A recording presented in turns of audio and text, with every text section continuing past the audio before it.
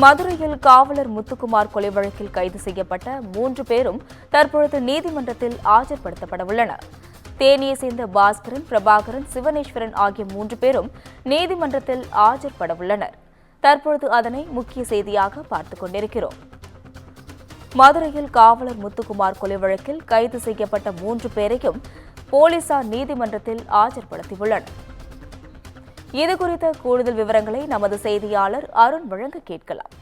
வணக்கம் அருண், உங்க விவரங்களை பதிவு செய்யலாம். மதுரை மாவட்டம் முசலம்பட்டி கள்ளப்பட்டியைச் சேர்ந்த காவலர் முத்துக்குமார் கடந்த 27ஆம் தேதி முடித்துவிட்டு முசலம்பட்டியில் இருக்கக்கூடிய டாஸ்மாக் கடையில் மது அருந்து சென்றபோது அங்கு ஏற்பட்ட கஞ்சா வழக்கில் வெளிவந்த பொன்னன் மற்றும் அவரது கூட்டாளிகளுடன் ஏற்பட்ட வாக்குவாதத்தில் காவலர் முத்துக்குமார் கொடூரமாக கொலை செய்யப்பட்டார்.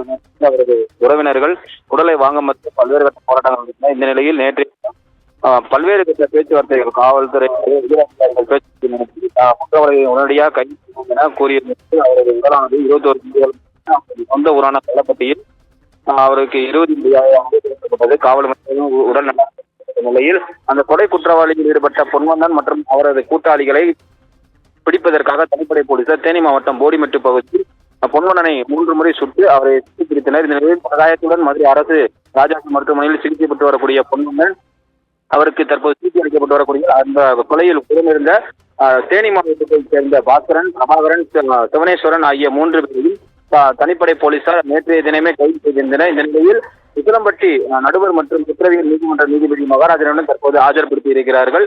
காவலர் கொலையில் இந்த கொலை சம்பவத்தில் ஈடுபட்ட அனைத்து பேரையும் காவல்துறையும் தற்போது விரைந்து பிடித்து நீதிபதி முன்பு ஆஜர்படுத்தியிருக்கிற சம்பவம் பரபரப்பை ஏற்படுத்தி இருக்கிறது. இருப்பினும் அவரது உறவினர்கள் கோரிக்கை இருப்பதன் பேரில் காவல்துறையின் துரித நடவடிக்கையால் இந்த குற்றவாளிகள் உடனடியாக கைது செய்யப்பட்டு நீதிபதி முன்பு ஆஜர்படுத்தப்பட்டிருக்கிறார்கள். அஸ்வினி, கூடுதல் விவரங்களுக்கு நன்றி அருண்.